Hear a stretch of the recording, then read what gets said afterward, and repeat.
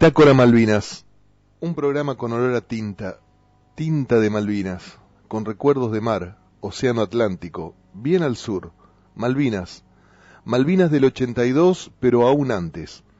Un cuaderno donde vamos escribiendo nuestra propia historia en torno a Malvinas. Un homenaje a los que aún están ahí, en el fondo de ese mar helado o en la colina de Darwin, esperando por nosotros, tan solo esperando. El cielo por alas. Buen día a todo el mundo. Como siempre, Bitácora Malvinas, programa 25, en homenaje a todos los caídos en la guerra de Malvinas, en estos días que estamos atravesando de abril y donde uno va recordando cómo fueron los movimientos que se dieron tanto en el continente como en las islas en estos días, ¿no? Hoy, por ejemplo, un 18 de abril, nosotros ya hacía un par de días que habíamos partido desde nuestro regimiento con asiento en la ciudad de Mercedes, Corrientes, en tren hasta Paraná, y de allí, el 16 de abril, habíamos llegado, pasamos la noche en un hangar. Recuerdo que al día siguiente, o ese mismo día, el general Trimarco, que era el jefe de la segunda división del ejército a la que pertenecía nuestra brigada, nos fue a dar una arenga. Y bueno, al otro día en un Boeing 737 al cual le sacaron todos los asientos, partimos rumbo al sur, así que en este día 18 ya estábamos allí en Comodoro Rivadavia. Por eso digo, a medida que van transcurriendo los días de abril, de mayo y de junio, uno va recordando qué fue lo que pasó cada uno de esos días hace 39 años atrás. Bueno, un saludo muy especial para todos los veteranos de guerra de la ciudad de Venado Tuerto, el departamento General López y por supuesto nuestra provincia de Santa Fe, y a todos los amigos, amigas y a los compañeros veteranos de guerra que nos están escuchando en distintos lugares de nuestro país, como Antonio allí en Las Lajas, en Neuquén, el Leo Durán, que como siempre preparado para correr su carrera matinal. También lo tenemos en este caso al senador departamental Lisandro Enrico, que aprovecha estas horas de las mañanas para hacer ejercicios y bueno, y sale a bicicletear un rato. Amigos como el Cholo, como Ariel, como Marco o Lilian y Carlitos, que nos están escuchando. Amigos de la Unión de Veteranos de Guerra del Sur de Santa Fe, y los compañeros del cuarto grupo de la segunda sección de la compañía C del Regimiento de Infantería 12, bueno, y la familia que siempre está ahí apoyando. En el programa número 24 del domingo pasado realmente tuvimos una buena repercusión, muchas voces favorables a lo sucedido el domingo pasado en cuanto a la entrevista con Delmira, la mamá de Julio Cao, ¿no? El docente, el maestro, que falleció el 10 de junio de 1982 en la guerra de Malvinas. Realmente fue una charla con Delmira muy, muy cálida, un empuje con sus 83 años, 84, va a cumplir ahora en junio. Realmente impresionante. Bueno, y comenzamos este programa 25 de Bitácoras Malvinas con retazos de historia, y vamos a contar brevemente la historia. Bueno, porque en realidad sería como las historias, ¿no? Porque depende de quién la cuente, depende de los historiadores, hay distintas corrientes que nos hablan del gaucho Rivero. Lo cierto es que, bueno, recordemos que en enero de 1833 los británicos se apoderan de Malvinas, que en ese momento, ya desde el 6 de noviembre de 1820, flameaba la bandera argentina, o sea, más de 13 años que flameaba la bandera argentina, y que en 1829, el 10 de junio, había sido nombrado su gobernador, Bernet. Luis Bernet había sido nombrado gobernador, aunque en ese enero de 1833 justo no se encontraba en Malvinas, porque había ido hasta Buenos Aires en un barco que habían apresado, un barco norteamericano, y bueno, entonces los ingleses se apoderaron ahí de Puerto Luis y tomaron Malvinas. Enero de 1833. Pero en agosto de 1833, el 26, concretamente 26 de agosto de 1833, un grupo de 8 peones, que según nos cuenta Felipe Piña, todos ellos eran analfabetos. Este grupo de 8 peones acaudillados por el entrerriano Antonio Rivero se subleva, porque ellos habían seguido trabajando, ellos eran peones de Vernet, y una vez que los ingleses, bueno, izaron la bandera británica, quedaron a cargo ahí de William Dixon, y siguieron trabajando, pero parece que no le pagaban bien. Entonces por ahí viene el tema de que algunos historiadores sostienen que la sublevación de Antonio Rivero fue por cuestiones justamente de esta no paga o de la poca paga, y otros establecen, digamos que Rivero se revela como una cuestión de lucha por la soberanía, ¿no? Porque arría la bandera británica y vuelve a izar la bandera argentina. La cuestión es que, bueno, este grupo de 8 peones se subleva, ataca a los encargados del establecimiento, mueren 5 personas, y se instalan en la vivienda principal, donde justamente arrían la bandera inglesa y vuelven a izar la bandera argentina. Según Felipe Piña, en los días subsiguientes el resto de los colonos, cuya vida había sido respetada, pudieron escapar y permanecieron refugiados en un pequeño islote. Así, ambos grupos vivieron separados durante varios meses, sufriendo avatares diversos, hasta que finalmente, los primeros días de enero de 1834, 2 buques británicos llegan a la isla Soledad para recuperar la usurpación, organizando una partida armada para capturar a los gauchos, los que a su vez sufren una traición y una deserción antes de huir al interior de la isla. Entonces hay, en realidad el material de consulta que hay para saber sobre este pedazo de historia, sobre este retazo de historia, proviene más que nada desde Gran Bretaña, o sea, de lo que escribieron los ingleses posteriormente, digamos, a estos hechos, de esta rebelión de los 8 peones de campo encabezados por Antonio Rivero. Igualmente se afirma, aunque no está demostrado, pero bueno, se afirma que Antonio Rivero pierde luego la vida luchando valientemente para la Confederación en el combate de la Vuelta de Obligado.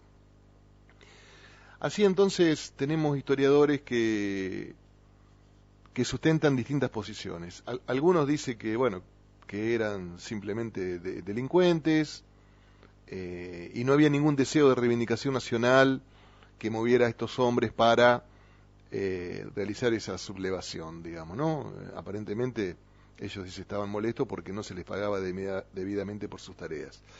Otras corrientes distintas de la historiografía oficial interpretan de manera diversa el levantamiento de los gauchos de Malvinas. Por ejemplo, en la revista Todo Historia, o sea, Félix Luna dice que si bien no se puede probar que Rivero actuó movido por el patriotismo, tampoco se puede decir que su acto fue el de un criminal común.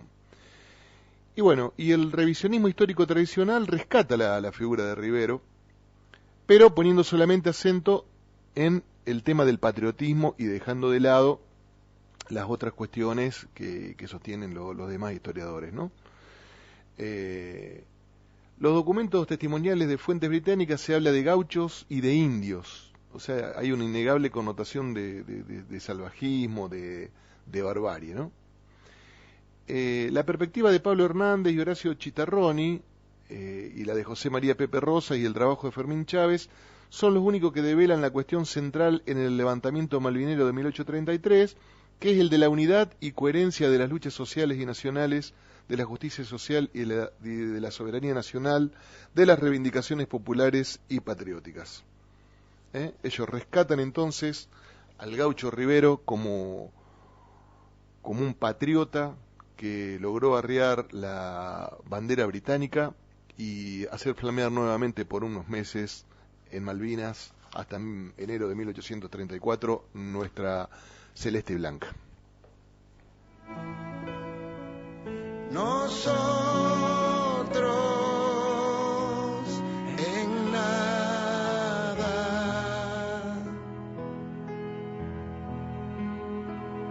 parece que sales. Bueno, y hoy tenemos un tema bastante particular, lo hablaba con algunos compañeros, digamos por lo menos para mí, pero resultó que haciendo una encuesta, una breve encuesta por supuesto, algunos amigos me decían, sí, también, no estamos muy enterados del tema, o sea, porque cuando uno habla de la guerra de Malvinas generalmente se refiere a las acciones terrestres, a las acciones sucedidas en el mar, o por supuesto con la Fuerza Aérea o la aviación naval. Y lejos estamos por ahí de hablar de Malvinas como una guerra espacial, digamos. Sin embargo, también consulté con algunos compañeros, porque recuerdo algunas noches de guardia en Malvinas, cuando el cielo, digamos, era tal la oscuridad que nos permitía mirar, y no estaba nublado por supuesto, nos permitía mirar hacia el cielo y ver ese conjunto de estrellas tan hermoso, ¿no? Pero teníamos una noticia que hablaba de los satélites norteamericanos, y entonces recuerdo haber visto satélites, por supuesto uno, ¿no? Elevando la mirada y viendo esa supuesta estrella que se movía ahí en el cielo, y haber insultado hacia arriba también en ese momento, decir, bueno, yanquis, porque según nuestros superiores nos estaban espiando. Y esto lo consulté con algunos veteranos en estos días, y ellos también tenían este conocimiento de que había satélites que estaban espiando nuestros movimientos, ¿no? Y también como yo, miraron al cielo y en algún momento vieron este movimiento, por supuesto, sin conocimiento científico sobre el tema, ¿no? Por eso hoy tenemos la voz del doctor Gustavo Marón, que es un abogado especializado en Derecho Aeronáutico, trabaja en la Universidad Nacional de Cuyo, y él ha hecho varios trabajos de investigación sobre lo que es la aviación, la lucha antigranizo que se da en la zona de Cuyo, pero también, más allá del tema de la aviación, del cual es un apasionado, ha hecho una investigación con respecto a lo que fue Malvinas, la guerra espacial, no solamente del lado norteamericano colaborando con Gran Bretaña, sino también le he preguntado durante la semana a ver si nos puede contar un poco también cómo fue la ayuda, en este caso de la Unión Soviética, hacia la Argentina. Así que estamos en comunicación entonces con el doctor Gustavo Marón, que es un abogado especializado en Derecho Aeronáutico. Buen día, Gustavo. Hola, buen día. Muchísimas gracias por invitarme al programa. Es un placer estar aquí. Bueno, muchísimas gracias por haber aceptado la invitación para charlar un rato con nosotros en Bitácora Malvinas, que es un programa que justamente tiene varios segmentos y uno de ellos se llama Malvinas en primera persona. Generalmente entrevistamos a veteranos de guerra de las distintas fuerzas, pero a veces también tenemos charlas con escritores o con historiadores, y en este caso, bueno, vamos a estar charlando con vos para que nos cuentes un poco este trabajo, porque he visto algo a través de internet, pero bueno, nada mejor que tenerlo en primera persona, como decimos nosotros, para que nos cuentes un poco cómo fueron esa ayuda de Norteamérica hacia Gran Bretaña en aquel abril, mayo, junio de 1982. Bueno, excelente. Esto requiere un breve contexto. Por supuesto. Porque, bueno, ¿qué hago yo investigando sobre el particular, no? Que mi fuerte profesional, o sea, el objeto de mis investigaciones, tanto en el campo laboral como en la docencia, pasan por el tema aeronáutico, y particularmente sobre la aviación civil. Pero resulta que también soy un afecto a los temas espaciales, y estaba previsto desarrollar de manera presencial aquí en Mendoza, donde vivo, entre el 7 y 9 de abril, hace unos pocos días, el Congreso Argentino de Tecnología Espacial, que luego se desarrolla pero virtualmente debido a la pandemia. de modo que todas las conferencias y demás se dieron de manera no presencial, sino a través de las plataformas Zoom, Meet, etcétera. En vísperas o en vistas de este congreso, hace un par de años, porque se hace cada 2 años, dije, bueno, a ver, los temas que debe ocuparse son espaciales, ¿qué trabajo puedo llevar? Y recordé esto que te escuchaba con tanta atención, recordé a un primo mío que estuvo en Malvinas, que recordaba a él, que refería que en las noches estrelladas de Malvinas, cuando podían estar estrelladas, él veía pasar las estrellas caminantes, ¿no? Los puntitos que eran satélites. Entonces, exactamente, me quedó grabado aquello y dije, bueno, quizá este sea un buen tema de investigación como para abordar este particular. La cosa es que así se disparó este interés y bueno, concluye en la investigación que publiqué, basada en trabajos también de otros investigadores, por supuesto, a partir de documentos declasificados, y ahora te puedo contar ya,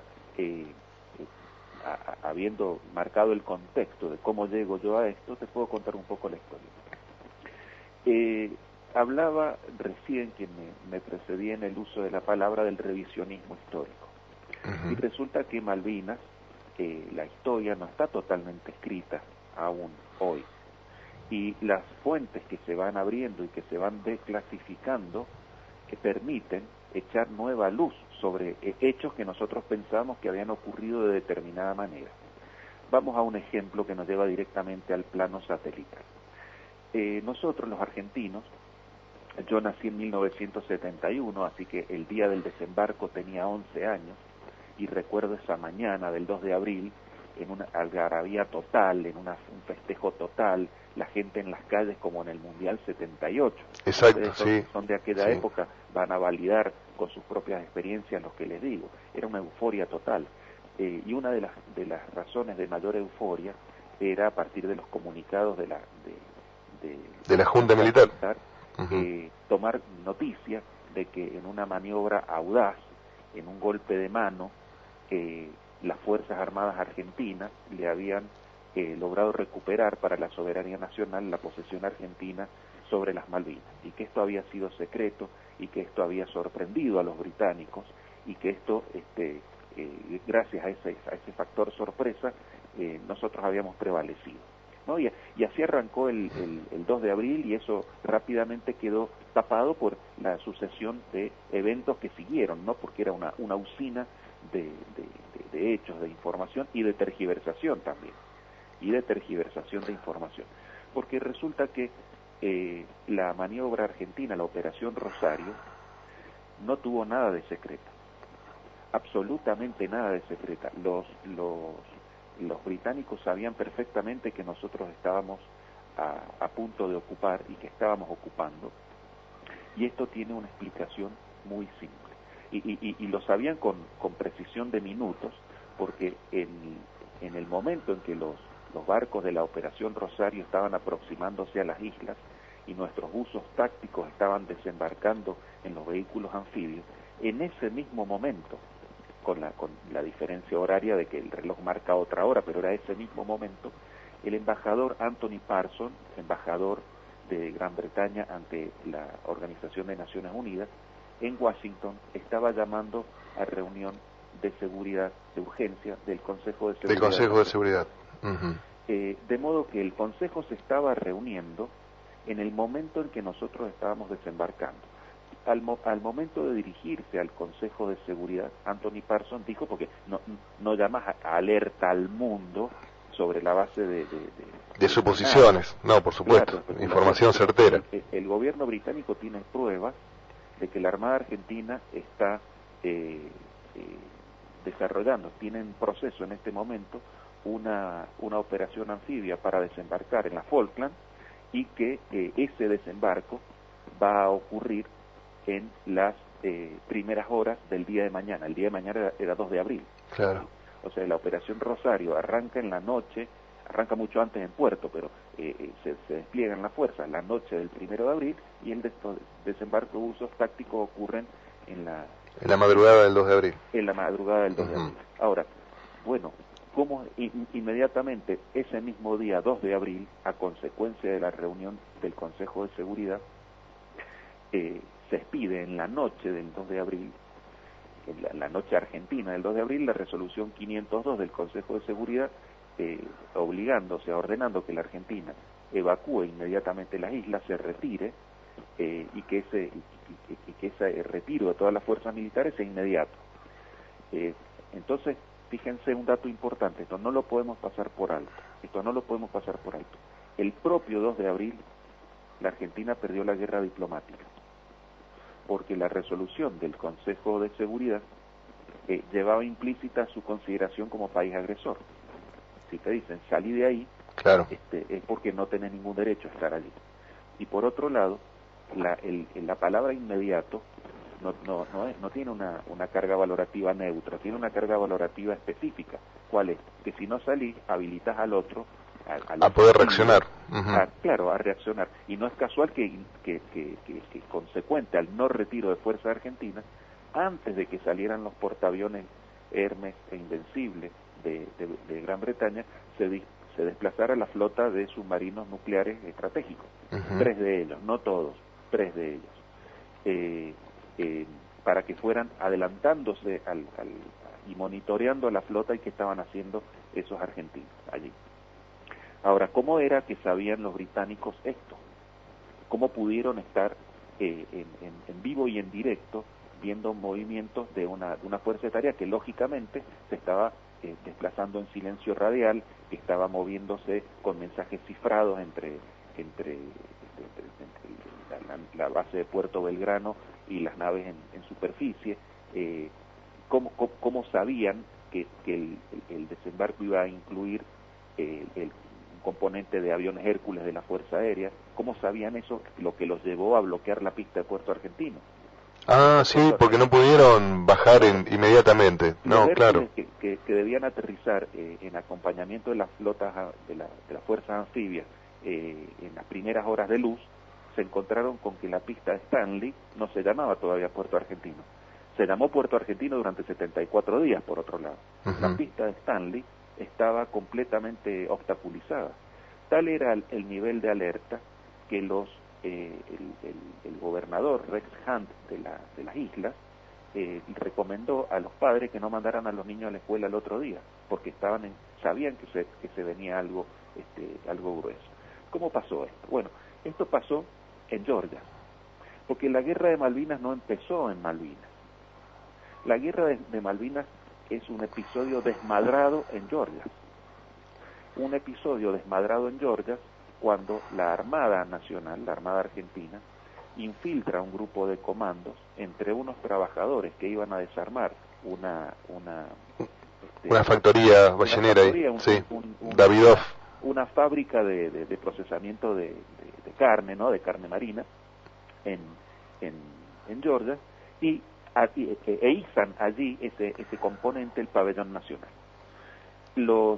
Había en Georgia, como hay ahora, como hubo siempre, y como también en otras islas subantárticas o próximas a la Antártida, destacamentos científicos del British Antarctic Survey, que es el CONICET británico para investigaciones en la Antártida. En la Antártida. Entonces vieron los ingleses que se estaba izando el pabellón argentino, que había dentro de los que ningún militar argentino iza el pabellón saltando. O sea que yo me imagino que en el momento en que se estaba izando el pabellón, alguno se puso firme y alguno le hizo la venia. Entonces los del British Antarctic Survey dijeron: acá hay militares. Dieron parte inmediato a las autoridades locales de Great Britain, y de allí por radio inmediatamente a Malvinas. Y esto estaba pasando el 20 de marzo, el 21 de marzo, el 19 de marzo, o sea, mucho tiempo antes del 2 de abril. A partir de ese momento,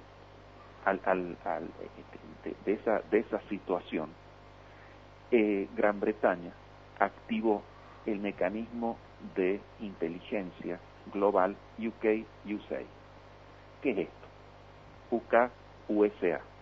UK-USA. una red de inteligencia más conocida o conocida popularmente como Five Eyes, 5 ojos, o que fue clasificada muchos años después como la red Echelon. ¿Qué era esto? Bueno, retrocedamos un poquito para darle contenido. A la finalización de la Segunda Guerra Mundial y al inicio de la Guerra Fría, de lo que luego se iba a llamar la Guerra Fría, quedó clarísimo que iban a haber dos bloques antagónicos, la Unión Soviética y el mundo socialista oriental, por decirlo de alguna manera, de un lado, y el mundo occidental capitalista con Estados Unidos y Gran Bretaña a la cabeza. Durante la Segunda Guerra Mundial, tanto Estados Unidos como Gran Bretaña habían prevalecido sobre los alemanes con muchos recursos, pero uno de los que se desarrolló con más fuerza fue la inteligencia. Entonces, para enfrentar al nuevo contendor en ese nuevo mundo que iba a venir y que se llamaba Guerra Fría, pactaron un acuerdo de inteligencia en 1946, en el cual se obligaban, se comprometían, eran amigos, a compartir todo tipo de información, que al principio eran papeles, pero después empezaron a hacer señales de radio, luego empezaron a hacer mensajes descifrados, tenían cifradores y descifradores en conjunto, y de repente tenían estaciones completas de seguimiento global de comunicaciones juntos. Y cuando aparecieron los satélites, compartían naturalmente, sin que uno se la tuviera que pedir al otro, la información sensible que podía afectar al otro. Claro. A esta alianza se sumaron luego Australia, Nueva Zelanda y Canadá. De ahí vienen los 5 ojos de lo que estamos hablando. Entonces, cuando los argentinos se produce la crisis de Georgia, lo primero que hicieron los ingleses fue requerir apoyo, ahora sí expreso, al sistema de inteligencia norteamericano, porque ellos no tenían ningún satélite con capacidad para estar sobrevolando o en órbita, dicho propiamente, el Atlántico Sur. Los norteamericanos sí tenían, y tenían muchos, y derivaron las órbitas de particularmente 2. Esos fueron los primeros, ¿no? Los que voy a citar. Luego derivaron órbitas de otros más, pero los 2 primeros que derivan son los más poderosos que tenían, que eran los satélites KH-11. Los KH-11 eran satélites puestos en órbita en 1980 y 1981, eran satélites nuevos, pero no solamente eran nuevos en el sentido de longevidad, eran nuevos en el sentido de tecnología, eran abrumadoramente superiores a cualquier cosa que se hubiera puesto en el espacio. Para dar una idea, un satélite KH-11 es un telescopio espacial Hubble, claro, pero mirando hacia abajo. Claro, en vez de escuadrinear el espacio, escuadrineaba la Tierra, ¿no? Claro, muchísimos años después, cuando se salen a la luz la tecnología de los satélites KH-11, desarrollados por Lockheed, la comunidad científica dice, bueno, esto que se ha usado tanto tiempo y con tanta precisión, ¿por qué no lo damos vuelta y miramos qué hay para arriba? La estructura del satélite, el core del satélite, la arquitectura es exactamente la misma. Bueno, los KH-11 eran satélites infrarrojos, eran naves espaciales, no eran satélites locos que eran imposibles de conducir, sino que podían moverse en el espacio, podían cambiar de órbita, podían cambiar de altura, y su barrido era tan específico que no se lo podía ver de día, sino que de noche. ¿Por qué? Porque no veía ópticamente, tenía una visión electro-óptica, infrarroja, térmica, con un grado de resolución de metros. No les costó nada a los británicos, entonces, estar monitoreando con las pasadas sucesivas de 2 satélites, entonces eran relativamente rápidos. Ellos tenían, para dar una idea, cada unos 40 minutos una barrida completa del Atlántico Sur, o cada 34 minutos. Esto en esa época, incluso en estos momentos, es tener una cobertura prácticamente en tiempo real del movimiento del enemigo. No vas a ver al soldado caminando, pero sí vas a ver grandes objetos en superficie, particularmente barcos. Estos satélites fueron los que alertaron a Gran Bretaña sobre los movimientos de Argentina. Absolutamente, a punto tal que cuando la Argentina desembarca ya estaban totalmente prevenidos. Estos satélites, corresponde decir, y nos engancha con lo que sigue, eran súper secretos. Su tecnología no podía ser conocida, y sus capacidades no podían ser conocidas por los soviéticos. Entonces no había que ni mencionarlos. Eso explica que cuando desatada ya la guerra de Malvinas, o sea, la crisis posterior al 2 de abril, actúa como mediador el general Alexander Haig, del secretario de Estado de los Estados Unidos. O sea, movieron a la reina para ver cómo se resolvía esto. El Alexander Haig no era un pelele ni un jugador de quinta. Movieron al número 2 del sistema ejecutivo norteamericano. Exacto. Recordemos que el vicepresidente es el jefe del Senado, ¿no? Y aparte un hombre que había manejado a la OTAN durante los años anteriores, un tipo que sabía. Se junta con el general Galtieri y hablan para ver de cómo se descomprime esto. Galtieri se muestra irreductible y Galtieri le pregunta directamente por los satélites. Le dice, queremos saber si ustedes están dando información satelital a Gran Bretaña. Es una pregunta estúpida. Claro, ¿no? como seguramente le iba a contestar que sí. Claro, pero le contestó que no porque debía hacerlo, y le contestó que no porque no debía develar el secreto de los KH-11. En consecuencia, oficialmente en las conversaciones, que por supuesto estaban siendo grabadas, por eso esto permite de tener acceso, le dice, no, nosotros no espiamos a nuestros aliados. ¿Por qué Argentina era un aliado? Porque Galtieri había enviado tropas argentinas a América Central para pelear contra los comunistas. La infiltración, no, nosotros no nos espiamos entre aliados, no estamos compartiendo nada, y si nos llegaran a pedir los ingleses, no se la vamos a dar. Bueno, los ingleses no tenían necesidad de pedir, porque estaba el pacto UK-USA. Claro, tenían la obligación, ya estaba predeterminado de que era así.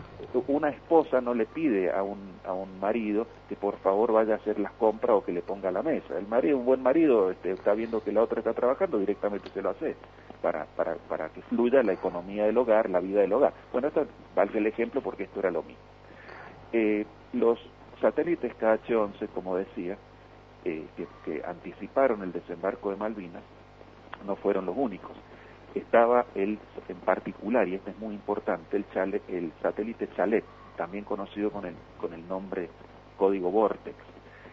Chalet era un satélite cuya antena parabólica tenía 45 metros de diámetro y monitoreaba, estaba en posición geoestacionaria, monitoreaba las comunicaciones en todos los espectros radioeléctricos y en todas los paquetes de onda.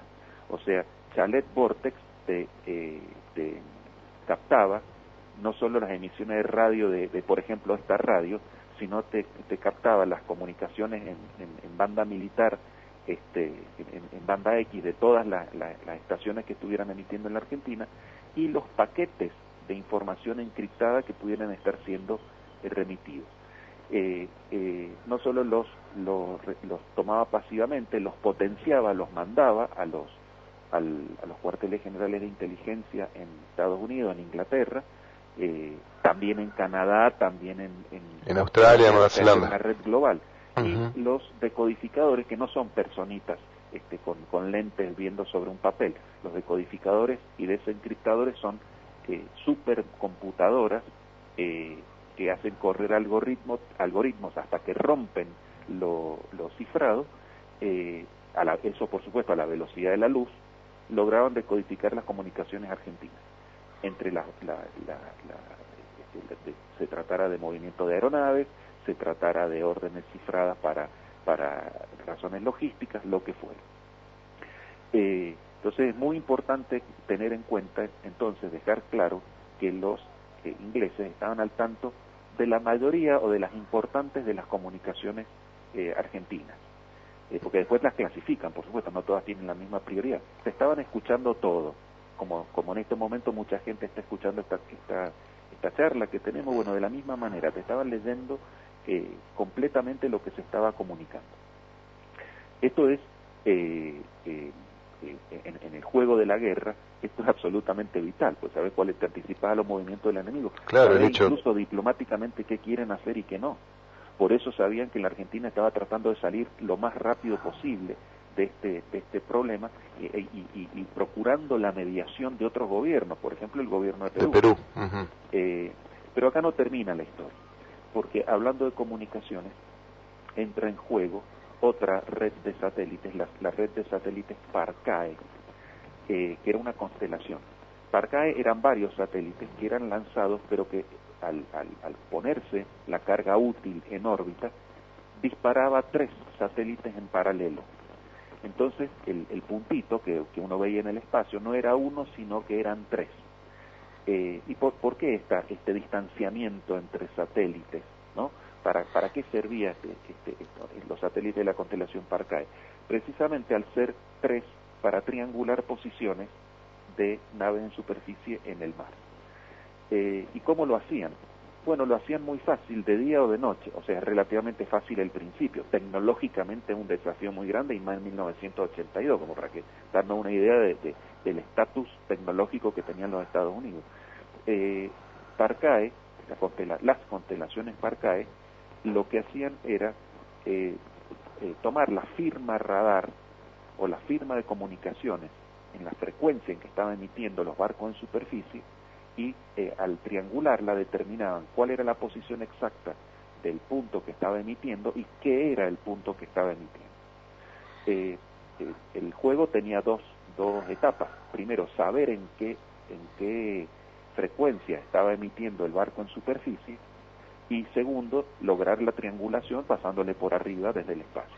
Bueno, los norteamericanos y los ingleses tenían absolutamente claro en qué frecuencia estaban emitiendo el portaaviones 25 de Mayo, los destructores Hércules y Santísima Trinidad, el crucero General Belgrano, y acabo de nombrar los 4 barcos de guerra más importantes que teníamos nosotros. Claro, perdón, Gustavo, pero porque mientras vos vas contando me voy imaginando, por ejemplo, el tema del hundimiento del Belgrano, y que siempre se dijo o se sostiene que la información vino de parte de Chile, pero ahora con estas aseveraciones o esta investigación tuya que vos estás diciendo, no, Norteamérica sabía justamente a través de esta triangulación la posición exacta del 25 de mayo, del Trinidad, Hércules y del crucero General Belgrano. Entonces digo, ¿quién le dio la información al Conqueror para saber dónde estaba el crucero?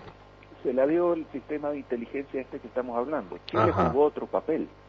Chile jugó otro papel ya con monitoreos por radar de los movimientos de aviones en las bases argentinas, lo que le permitía a la flota saber con una hora de anticipación, por lo menos, que estaban siendo atacados. Esto es una ayuda muy importante.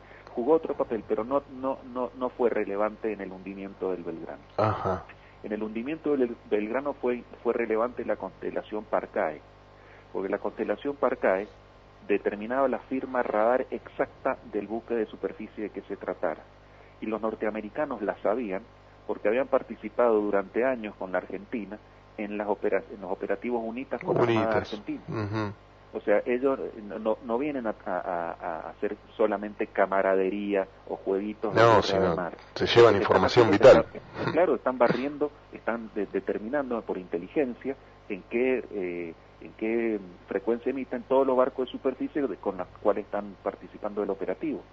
Entonces no les costó absolutamente nada informar, o sea, precisar que lo que estaba emitiendo ahí era el portaaviones 25 de mayo y en qué coordenada.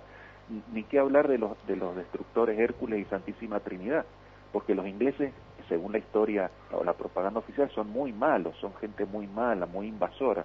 Pero ¿por qué la Armada le compró 2 años antes? O 3 años antes? Eran hermanos del Sheffield, digamos, claro, construidos exactamente en el mismo lugar.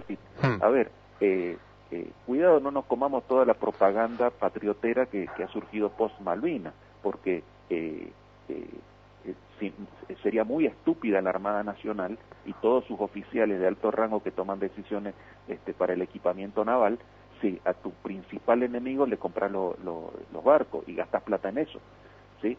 Entonces la hipótesis era otra, no eran nuestros principales enemigos y nos metimos en Malvinas porque se nos desmadró el problema en Georgia. Esa es otra cuestión. El asunto es que y ahora vamos al Belgrano, los ingleses no tenían posibilidad de comunicación vía satélite militar con su flota. Cuando se decide ir a Malvinas, o sea, se decide desplazar la flota, la Fuerza de Tarea 317, uno de los principales problemas era la comunicación, porque no ibas a comunicarte con la flota a través de los satélites civiles Intelsat, de los cuales era parte de la organización Intelsat, tanto Inglaterra como Argentina. Necesitabas satélites de comunicaciones propios militares, claro, para enviar encriptadamente y seguramente la comunicación, en forma segura. Bueno, los ingleses tenían sus satélites de comunicaciones, pero estaban previstos para comunicaciones en el hemisferio norte y en un conflicto este-oeste, porque el enemigo acá era la Unión Soviética, no era la Argentina. Al sistema internacional OTAN le apareció un tremendo problema cuando la Argentina hizo esta movida.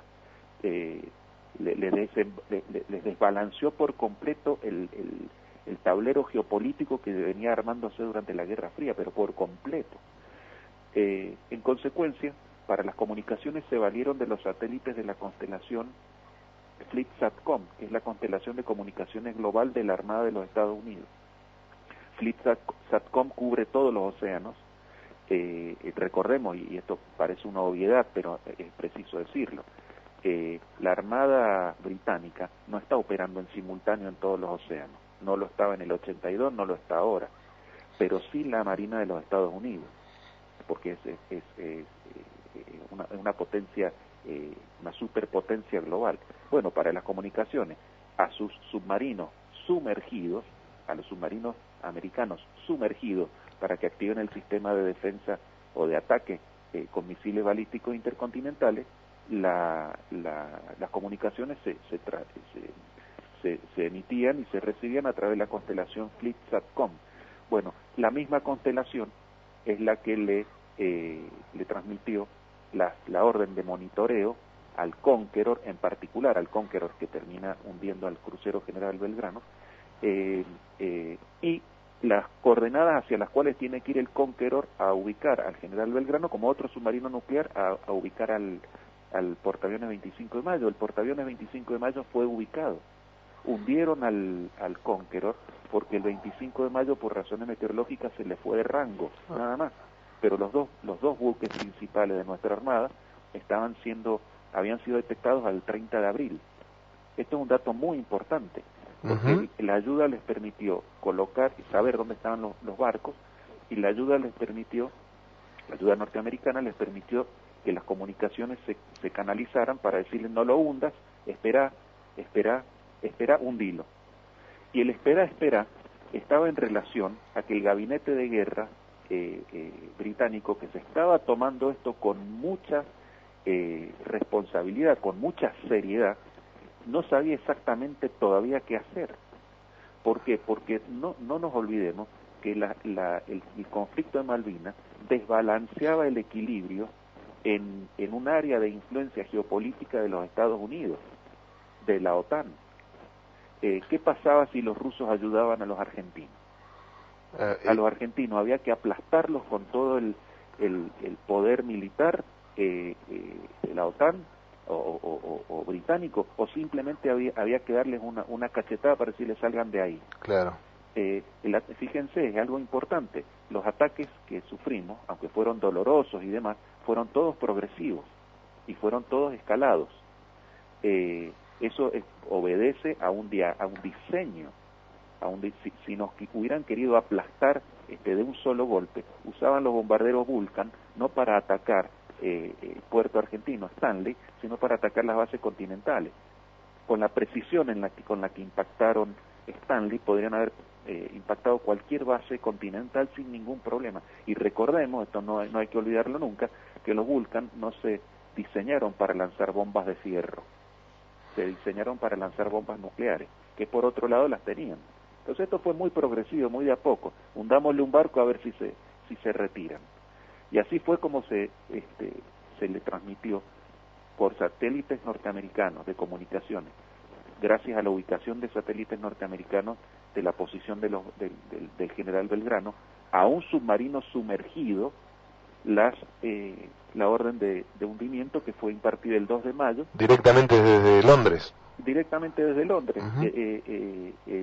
Y eso, en definitiva, el capitán Bradford Brown, a cargo del Conqueror, esperó a que le llegara el radiograma que decía: húndalo, y en ese momento disparó. No fue una cosa furtiva que lo vio y lo tiró. No, este era un juego muy delicado de diplomacia, en la cual aparece la herramienta militar como un juego más, como un instrumento más del diálogo. ¿Qué ocurrió luego del 2 de mayo, del hundimiento del Belgrano, en el cual se iban a perder la mitad de las vidas argentinas perdidas en Malvinas, ¿no? En el Belgrano se murieron más de 320, 330 argentinos contra 650, número redondo, ¿no? Por supuesto, de la guerra. El número que desbalancea las bajas argentinas es el hundimiento del Belgrano. En las islas, las bajas argentinas y las bajas británicas fueron prácticamente equivalentes.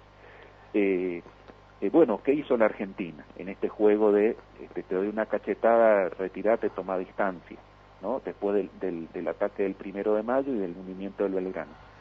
Fueron con todo.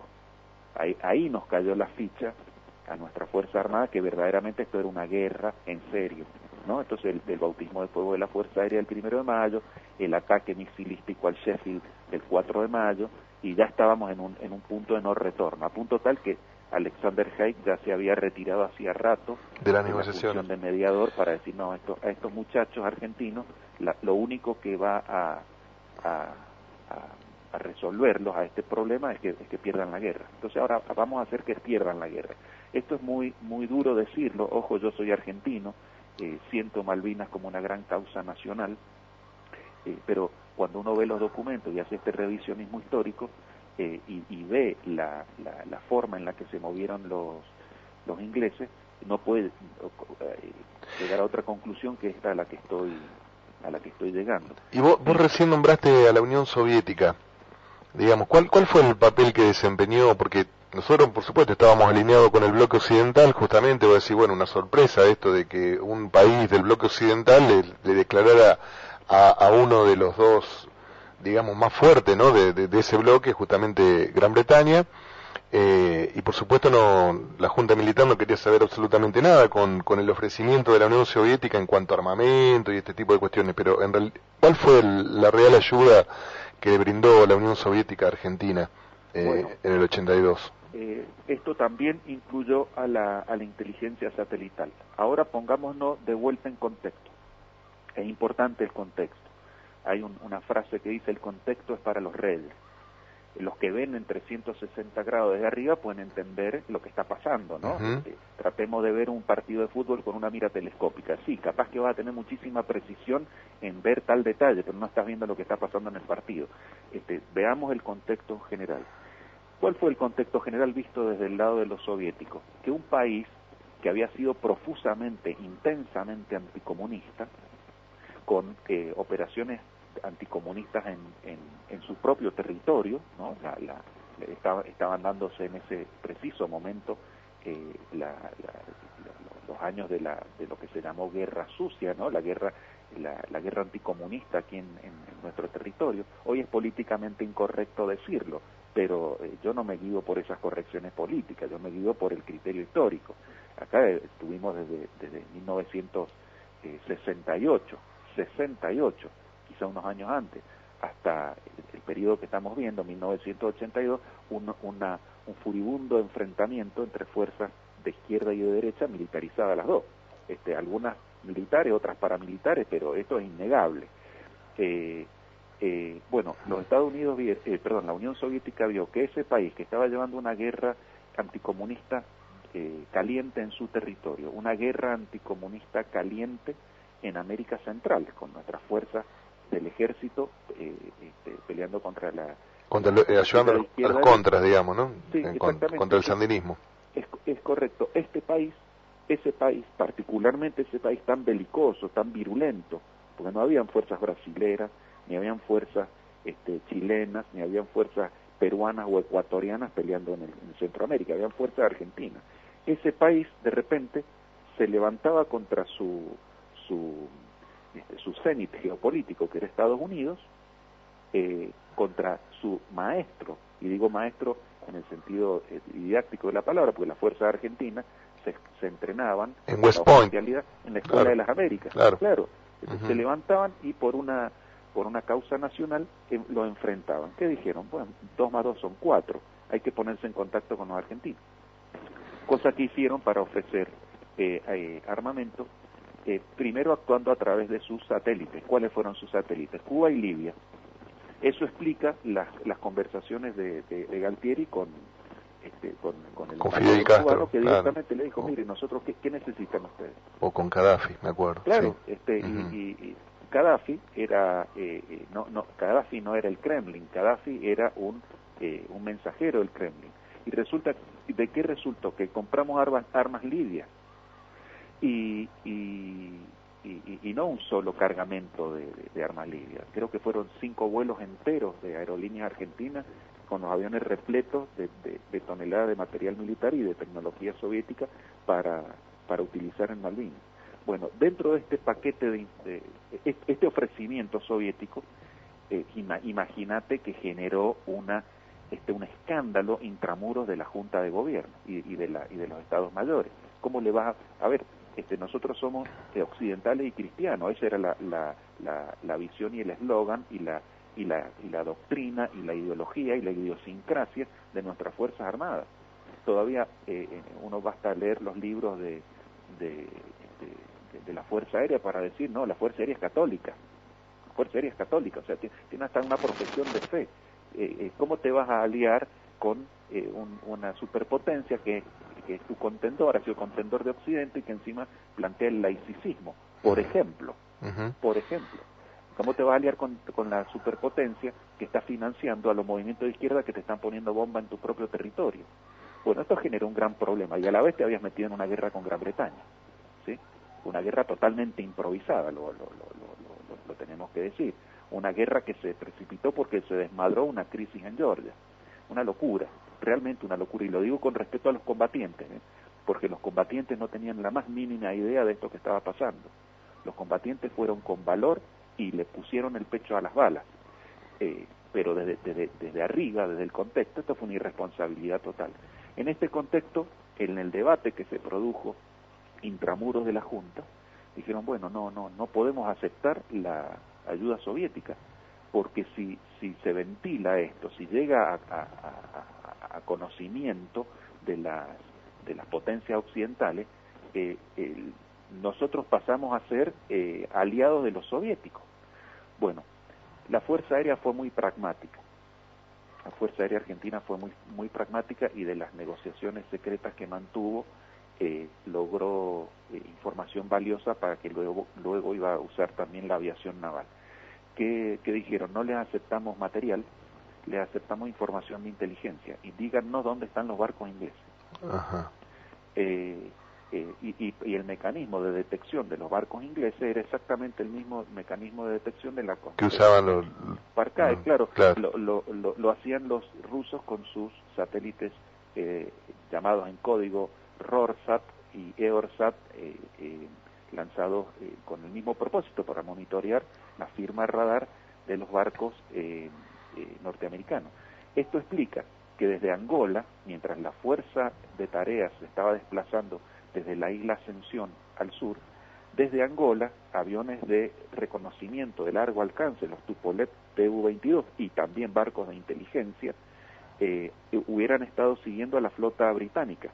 ¿Para qué? ¿Para ver para dónde iban? No, si eso ya sabían. ¿Para ver cuántos barcos eran? Si ya lo sabían con los espías en los puertos.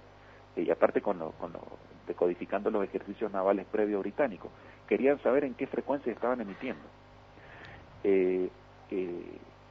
Eso hace un avión de inteligencia. Un avión de inteligencia no mira ni saca fotos. Además mira y saca fotos. Un avión de inteligencia está barriendo el espectro electromagnético. Sí. Exactamente. Bueno, con esta información brindada a la Fuerza Aérea Argentina, compartida con la Fuerza Aérea Argentina, la Fuerza Aérea Argentina y la aviación naval lograron determinar la posición de lo que más le interesaba, que eran los portaaviones, porque se sabía que despojando a la flota británica de al menos un portaaviones, el desbalance iba a ser tal que se podía ganar tiempo. A ver, lo acabo de decir, se podía ganar tiempo. Sí, La guerra la íbamos a perder igual. La guerra la íbamos a perder igual. Pero una cosa es perder la guerra por goleada 10-0 y otra cosa es perder la guerra con el enemigo cansado, abriendo una instancia que permitiera negociar una paz acordada. Claro. un territorio de Malvinas con 3 banderas, la británica, la argentina y la de las Naciones Unidas, como fue una de las hipótesis que se planteó. Sí, una de la propuesta de Belaúnde Terry, ¿no? Claro, en su momento, claro. Es decir, aquellos que dicen, no, podríamos haber ganado la guerra si explotaban todas las bombas que no explotaron en los barcos. Sí, es verdad, si hubieran explotado las bombas que no explotaron en todos los barcos, esos barcos claramente se hubieran hundido. De ahí a ganar la guerra es otra cosa. Porque estás peleando contra una potencia global atómica. La guerra militarmente no se podía ganar. Y esto dicho con absoluto respeto al combatiente, absoluto respeto al veterano, porque no dudaron en ir a pelear y porque no tenían toda esta información. ¿Qué digo en consecuencia? La coordinación con la Fuerza Aérea era tal que la Fuerza Aérea en varias oportunidades solicitó que se apagaran los sistemas de radar en Malvinas a determinada hora, o sea, particularmente el radar del Centro de Información y Control, para que cuando pasaran los satélites soviéticos no fuera confundido ese punto con un barco británico. Entonces, a determinada hora, sabiendo de la pasada que iba a tener el satélite de rastreo soviético, se apagaban los sistemas, se apagaba todo.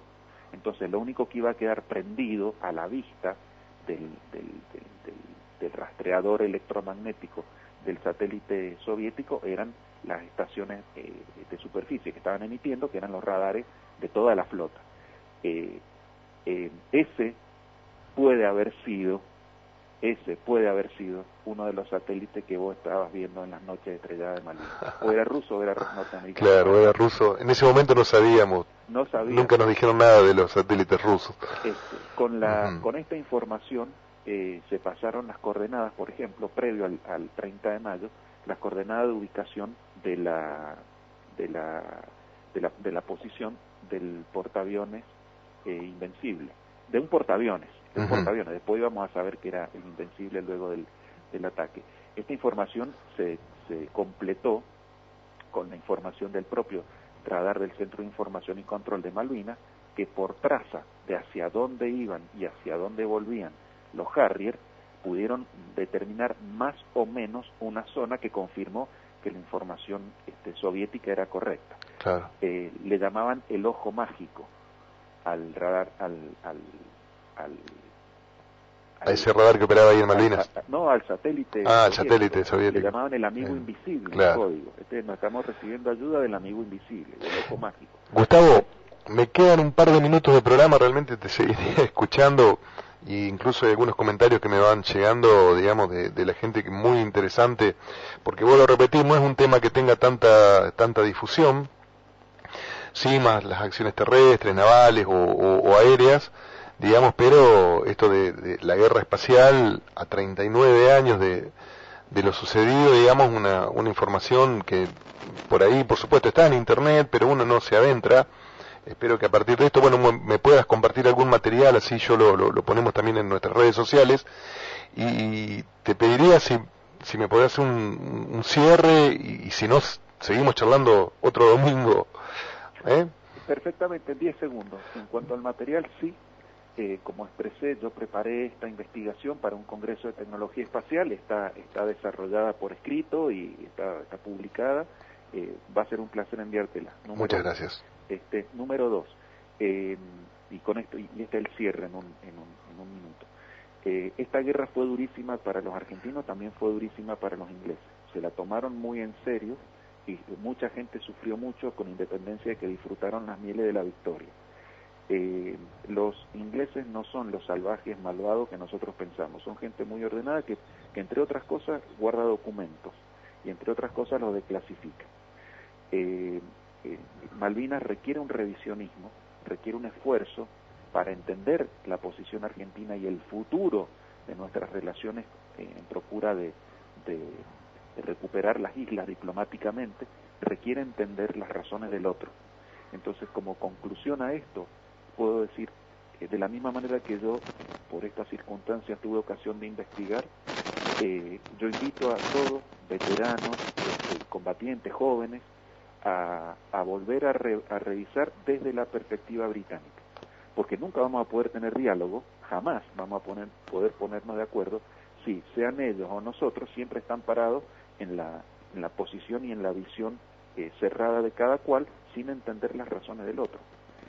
Malvinas requiere un diálogo. Malvinas requiere un diálogo. La solución de la cuestión Malvinas, que va a venir dentro de muchos años, requiere que empecemos a repasar el conflicto con los zapatos del otro, y ellos con los zapatos nuestros, por supuesto. Pero hagamos nosotros primero nuestro esfuerzo con un revisionismo genuino. Perfecto.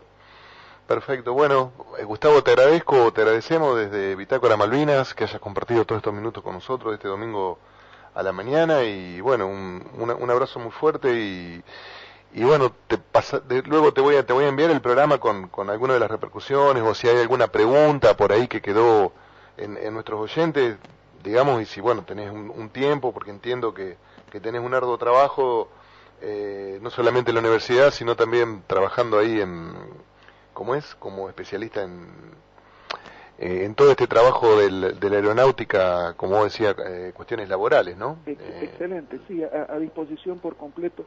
Gracias por la oportunidad de compartir estas cosas que nos gustan durante un rato, y con todo gusto te mando el material, estamos en contacto y siempre a disposición. Perfecto, muchísimas gracias, un abrazo fuerte. Hasta luego, buen día. Hasta luego, buen día. Bueno, y así se nos pasó el programa 25 de Bitácoras Malvinas. Nos quedaron, como siempre, ¿no? Quedan cosas. Teníamos una película para compartir, un libro, una canción de las nuestras, una poesía muy, muy interesante que el próximo domingo las vamos a estar leyendo. Agradecemos a Javi ahí en los controles. Le agradecemos nuevamente al doctor Gustavo Marón por esta excelente, diría como si fuera una clase, ¿no? Con una didáctica, una explicación que cualquiera, los neófitos, ¿no? Como yo, por ejemplo, en temas espaciales o satelitales o de comunicaciones, pudimos entender cómo fue la participación, un poquito más pudimos entender a lo mejor cómo fue la participación tanto de Norteamérica como de la Unión Soviética en el año 1982 en la Guerra de Malvinas. Nos despedimos, nos encontramos el próximo domingo, nos estamos escuchando. Un abrazo, que tengan un buen domingo. Javi, chau.